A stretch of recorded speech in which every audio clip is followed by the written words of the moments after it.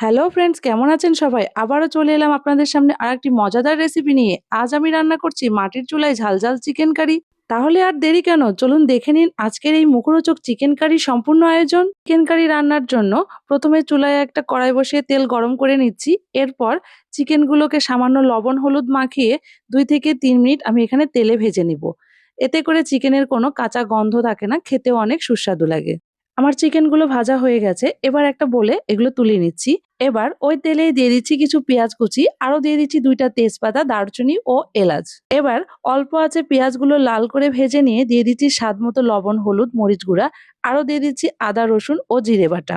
এখন মসলাটা একটু কষিয়ে নিয়ে দিয়ে দিচ্ছি 1 চামচ বাদাম বাটা। চিকেনে বাদাম বাটা দেওয়ার কারণে চিকেনের গ্রেভিটা কিন্তু খুব সুস্বাদু হয়। এবার দিয়ে দিচ্ছি 1/2 চামচ পরিমাণ চিনি, আরো দিচ্ছি 1 ফালি লেবুর রস।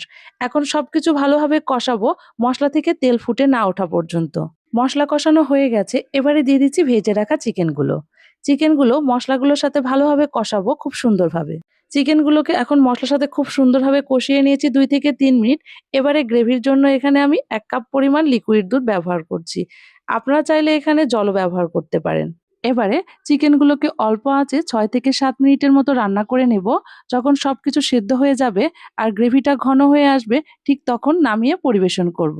আজকের রেসিপিটা ভালো লেগে থাকলে অবশ্যই একটা লাইক, কমেন্ট, শেয়ার করবেন আর আমার ইউটিউব চ্যানেলটা সাবস্ক্রাইব করতে ভুলবেন না কিন্তু। আর অবশ্যই কমেন্টে জানাবেন আমার মাটির চুলায় চিকেন কারিটা আপনাদের কাছে কেমন লেগেছে। ধন্যবাদ সবাইকে।